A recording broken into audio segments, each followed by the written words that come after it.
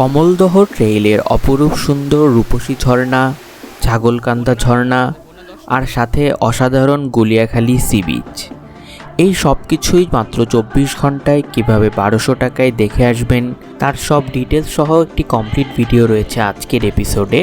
So চলুন দেরি না করে শুরু করা যাক।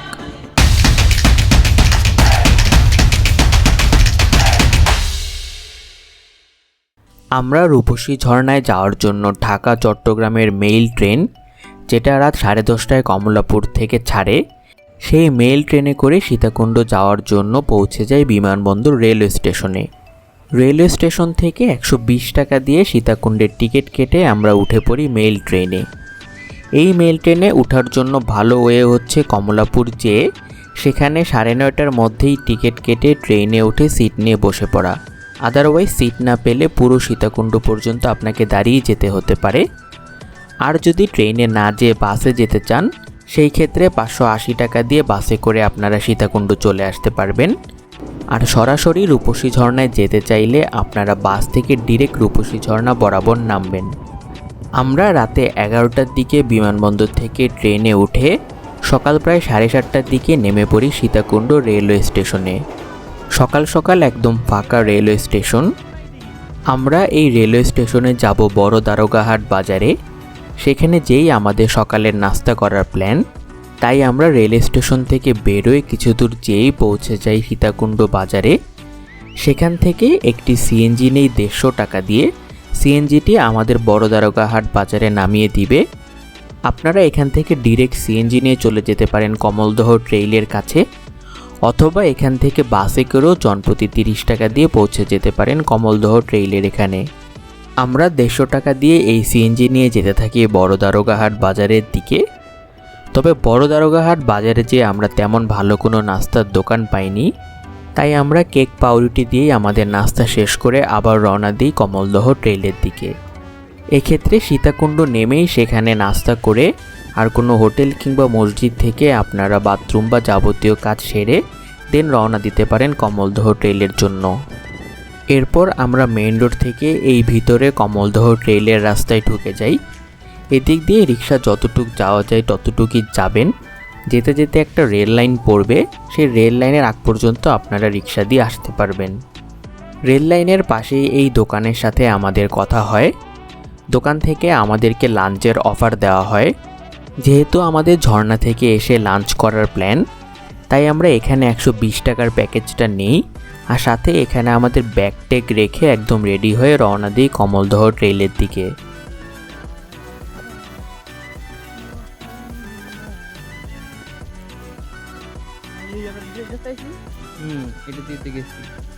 সেই রেল লাইন থেকে কিছু দূর সামনে যেতেই আমরা পেয়ে যাই রূপসী ঝর্ণায় যাওয়ার টিকিট কাউন্টার। মূলত এটা এই বারোয়াঢালা ন্যাশনাল পার্কে ঢোকার টিকিট। জনপ্রতি 20 টাকা দিয়ে এই টিকিট কেটে আমরা আবার হাঁটতে থাকি রূপসী ঝর্ণার দিকে। এরপর কিছু দূর সামনে যেয়ে আমরা একটা 3 রাস্তার মাথায় এই সতর্কীকরণ সাইনবোর্ড পাই। এখানে পরিষ্কার করে বলা যে ঝর্ণা, কূপ এগুলো খুবই বিপজ্জনক, এগুলোর পানিতে লাফ দেওয়া বা নামা সম্পূর্ণ নিষেধ। এই সাইনবোর্ড থেকে হাতের বাম দিকের রাস্তা দিয়ে আমরা যেতে থাকি রূপসী ঝর্ণার দিকে। কিছু দূর যেতেই আমরা পেয়ে যাই ঝিরিপথ। রূপসী ঝর্ণা থেকে আসা এই ঠান্ডা পানির ঝিরিপথ দিয়ে হেঁটে যেতে ভালোই লাগছিল। দুই পাশে সবুজ গাছপালা সমারোহ, আর তার মাঝখান দিয়ে বয়ে গিয়েছে এই ঝিরিপথ। সুন্দর পানির কলতান শুনতে শুনতে আমরা হেঁটে যেতে থাকি এই ঝিরিপথ দিয়ে। মোটামুটি সহজ হাঁটার পথ, যে কেউই এই ট্রেল ধরে এসে রূপসী ঝর্ণা দেখে যেতে পারবেন। আমরাও মাত্র আধা ঘন্টা ট্রেল ধরে হাঁটার পর পৌঁছে যাই রূপসী ঝর্ণায়। ঝর্ণায় যেই জিনিসটা আমাদের সবচেয়ে বেশি ভালো লাগে সেটা হচ্ছে পুরো ঝর্ণায় শুধু আমরাই ছিলাম। আর সাথে আরও একটা ব্যাপার খুব ভালো লাগে, সেটা হচ্ছে ঝর্ণার পানি একদম স্বচ্ছ ছিল। মোটামুটি সকাল সকাল 9:30টার মধ্যে আমরা ঝর্ণায় পৌঁছে যাই, তাই সকাল সকাল এসে ঝর্ণাটা খালি পাই। আর খালি ঝর্ণার একদম কাছে যেয়ে সুন্দর পানির শব্দ শুনতে থাকি। এই ঝর্ণার শব্দ আমার ভীষণ ভালো লাগে, শুনলে মনটা একদম ভালো হয়ে যায়।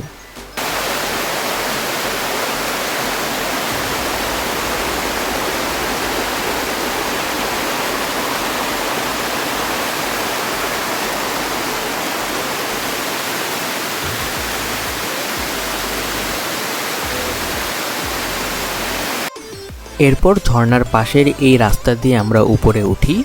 এই কমলদহ ট্রেইল ধরে উপরে এই ঝর্ণার আরও কয়েকটি ধাপ রয়েছে, আর ট্রেইল ধরে আরও ভেতরে গেলে পাওয়া যায় ছাগলকান্দা ঝর্ণা।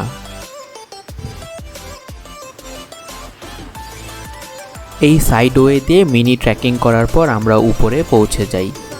উপরে যেয়ে আমরা একটি খুমের মতো জায়গা দেখতে পাই, যেখানে অনেক পানি জমেছিল, আর একটু সামনেই সেখানে একটা ক্যাসকেড দেখা যাচ্ছিল, যেখানে উপর থেকে পানি পড়ছিল। সেখানে কিছুক্ষণ সময় কাটিয়ে আমরা আবার সাইডের একটা রাস্তা ধরে উপরে পৌঁছে যাই। এরপরে আমরা উপরে যেয়ে আবার সমতল ভূমির ট্রেইল ধরে যেতে থাকি ছাগলকান্দা ঝর্ণার দিকে।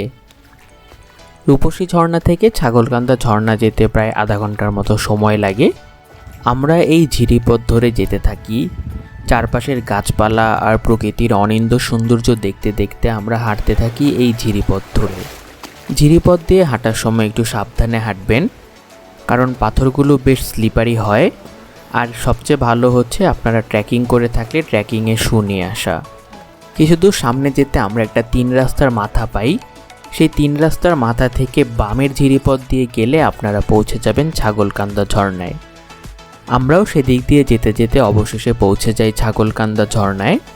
একটু দূর থেকেই ঝর্ণার কলতানি শুনেই সবাই খুশি হয়ে গিয়েছিলাম, কারণ একটা সময় মনে হচ্ছিল আর কোনো ঝর্ণা মনে হয় খুঁজেই পাবো না। ফাইনালি এই ছাগলকান্দা ঝর্ণা দেখে আমাদের বেশ ভালো লাগে।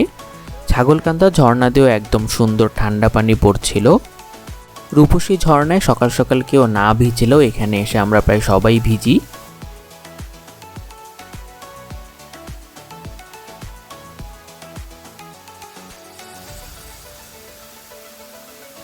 এই ঝর্ণায় বেশ অনেকটা সময় কাটিয়ে আমরা আবার চলে আসি আমাদের সেই রেল লাইনের পাশের দোকানে, যেখানে আমরা আমাদের ব্যাগ রেখে গিয়েছিলাম ঝর্ণায়। সেখানে এসে আমরা ফ্রেশ হয়ে ড্রেস চেঞ্জ করে একদম বসে পড়ি লাঞ্চ করতে। আর এই হচ্ছে আমাদের লাঞ্চের মেনু।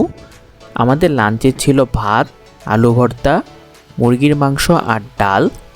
খাবার মোটামুটি অ্যাভারেজ ছিল। 120 টাকা, এর থেকে বেশি আশা করাও যায় না। সেখানে খেয়েই আমরা আবার একটা সিএনজি পেয়ে যাই। সেই সিএনজি দিয়ে আমরা প্রথমে চন্দ্রনাথ পাহাড়, আর চন্দ্রনাথ পাহাড় থেকে যাব গুলিয়াখালী বিচে। 300 টাকা দিয়ে এই রিজার্ভ সিএনজি নিয়ে আমরা যেতে থাকি চন্দ্রনাথ পাহাড়ের দিকে। আমাদের 5 জনের মধ্যে 2 জন চন্দ্রনাথ পাহাড় দেখেনি, তাদেরকে চন্দ্রনাথ পাহাড়ে নামিয়ে দিয়ে আমরা চলে আসি গুলিয়াখালী বা বাঁশবাড়িয়া সি বিচে। তখন প্রায় দুপুর 3টা বাজে। যেয়ে আমরা একটা দোকানে কিছুক্ষণ রেস্ট নিয়ে দেন যাব বিচে। তাই আমরা সেখানে যেয়ে একটা হোটেলে বসি। যেহেতু তেমন মানুষ ছিল না, তাই এই জিয়ানি হোটেলের ভাই আমাদেরকে বেশ অনেকটা সময় তার দোকানে বসতে দেয়। তার জন্য আমরা তার কাছে কৃতজ্ঞ। সেখানে বেশ অনেকটা সময় কাটিয়ে আমরা এবার যাই নৌকা ঘাটে। গুলিয়াখালী সি বিচে তখন জোয়ারের পানি একদম ঘাটে চলে এসেছে। সেখান থেকে নৌকা দিয়ে সি বিচে যাওয়া যাবে। জনপ্রতি 20 টাকা দিয়ে এই নৌকায় উঠে আমরা রওনা দিই সি বিচের উদ্দেশ্যে। মজার ব্যাপার হলো, ঘাট থেকে এই নৌকা দিয়ে সি বিচে যাওয়ার এই ছোট্ট জার্নিটা আমাদের অনেক বেশি ভালো লাগে। চারপাশে সুন্দর নীল আকাশ আর ম্যানগ্রোভ ফরেস্টের গাছগুলো দেখে অনেকটা সুন্দরবন ভাইব আসে। যেতে যেতে কিছু সাদা বকও চোখে পড়ে। সব কিছু মিলিয়ে বোটের এই সুন্দর জার্নিটা আমাদের সারা দিনের সবচেয়ে ভালো মোমেন্টগুলোর একটা ছিল।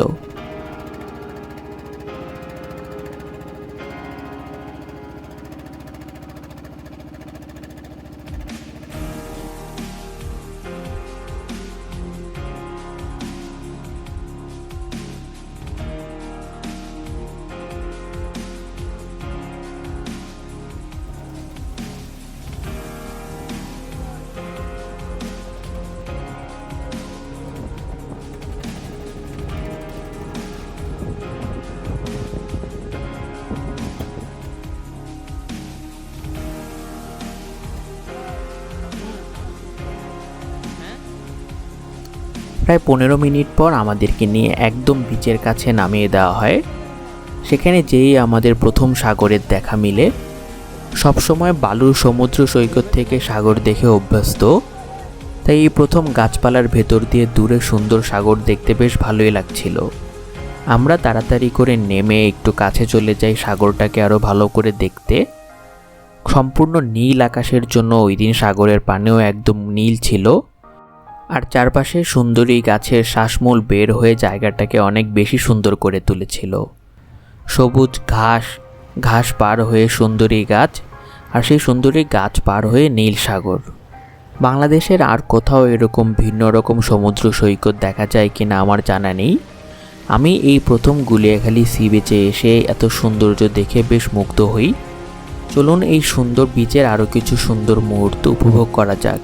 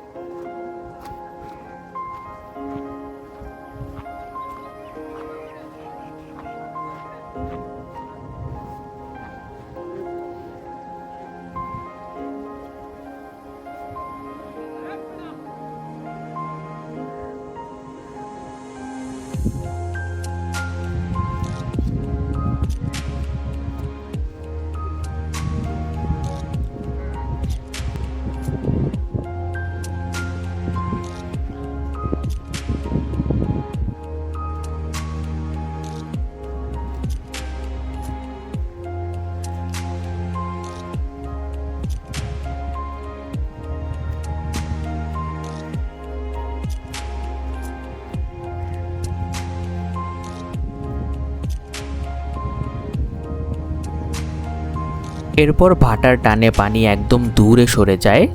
আমিও সামনে যেয়ে হেঁটে এই কাদাময় বিচে এসে দাঁড়াই।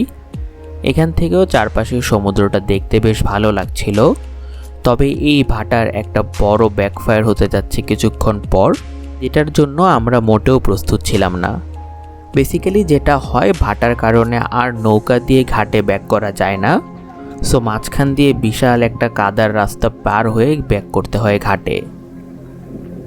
মোটামুটি হাঁটু সমান কাদা পেরিয়ে সেখান দিয়ে যেতে হয়। এই কারণে সব কিছু ব্যাগের ভিতর নিয়ে আমি সেখান দিয়ে যাই, তাই আর কোনো ভিডিও করা হয়নি।